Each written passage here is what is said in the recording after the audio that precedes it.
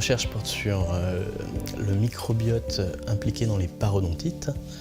Donc, ce microbiote est composé de multiples bactéries et j'essaie de comprendre comment ces bactéries vont entraîner ce qu'on appelle une dysbiose de ce microbiote et l'inflammation qui induit la parodontite. La parodontite, c'est donc une maladie inflammatoire qui est due à la présence de bactéries dans la cavité buccale.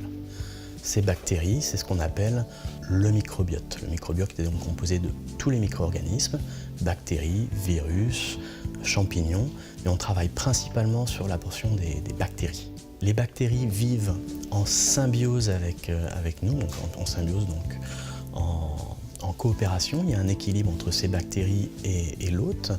Et ce qu'on appelle la dysbiose, c'est quand il y a un déséquilibre qui se crée.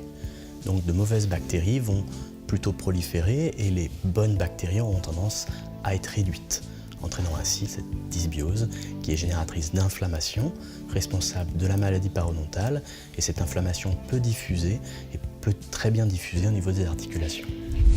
Mon intervention a porté sur le microbiote, c'est-à-dire les bactéries présentes dans la cavité buccale, responsables de maladies buccales, mais également d'inflammations à distance, telles que les rhumatismes. Rencontrer des patients atteints de pathologies me semble essentiel.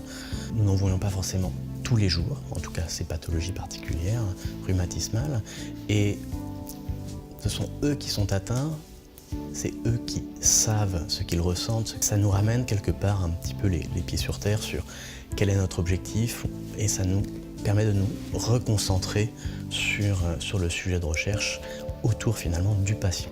Ce type de rencontre permet aussi de voir des professionnels travaillant sur ces pathologies, donc rhumatologues, dentistes, chercheurs, qui ne sont pas forcément ni rhumatologues ni dentistes.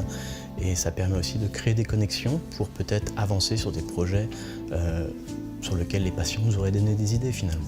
L'objectif de cette journée, c'est donc de sensibiliser le patient à son hygiène bucco-dentaire afin de rétablir son microbiote, puisque c'était le sujet de ma conférence, mais également sensibiliser les médecins et les dentistes au fait qu'il existe des traitements réalisables qui peuvent diminuer cette inflammation et sans doute améliorer la vie des patients, aussi bien au niveau buccal qu'au niveau rhumatismal.